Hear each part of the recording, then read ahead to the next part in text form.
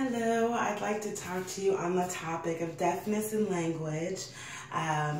Let's just jump right into it. I want to start out by asking the main question. Are we doing enough to save the deaf community? So, in answer to the question, we're not doing enough to save the community because the community doesn't want it to be saved. One thing about this minority group is they want to be accepted just like any other minority group. They don't want to be treated any differently, and they don't want to be made to feel as if they are a minority. Here's what we need to understand. Yes, in a group of hearing people, there might be some difficulty for a deaf person to get around and to understand what you're saying, but here's the thing.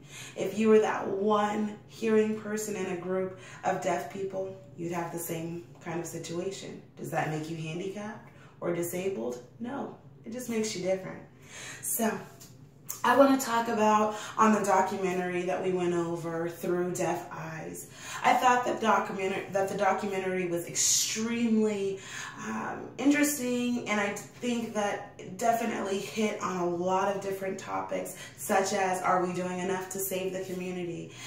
Do these people feel like they are so different that, you know, we need to bring them into our community, or do we need to accept them and their community? It's just something different, but not anything weird or something to be looked at as a handicapped or a disability. In the book, in the video, we went over a couple different things. I thought it was really cool that Alexander Graham Bell, I did not know that his wife as well as his mother were both deaf, and that he spent a lot of time in the deaf community.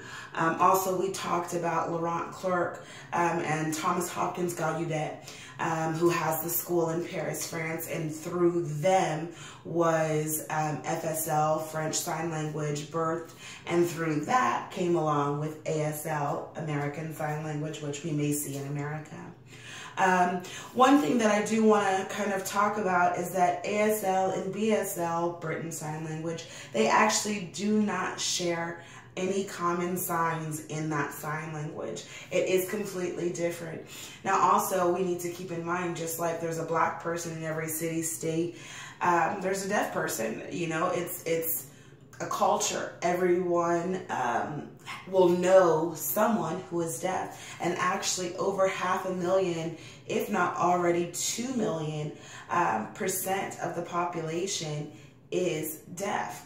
So that's very interesting to find out and listen to.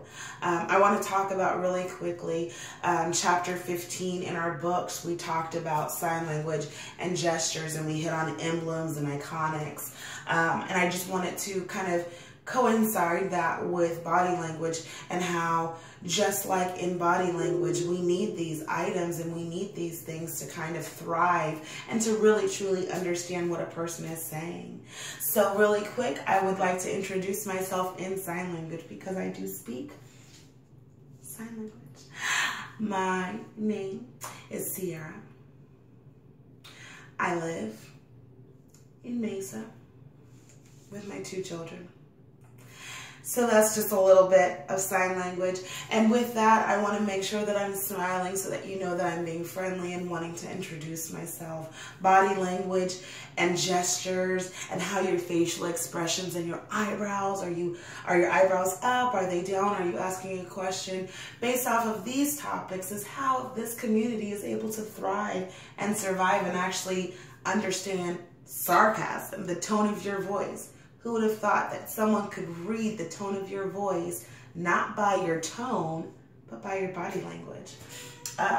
Really quick, I also want to hit on the fact that FSL was formulated in the 18th century, and also that in earlier years, sign language was really discouraged. So I'm so happy to see that this community is thriving, and I love the fact that being deaf as a culture is not just something to be looked at as something bad, but something to be embraced. And I hope that someone reaches out to another deaf person and learns more about the culture as a whole. I really enjoyed this topic, and I hope you did as well. Thank you for your time. Have a good one.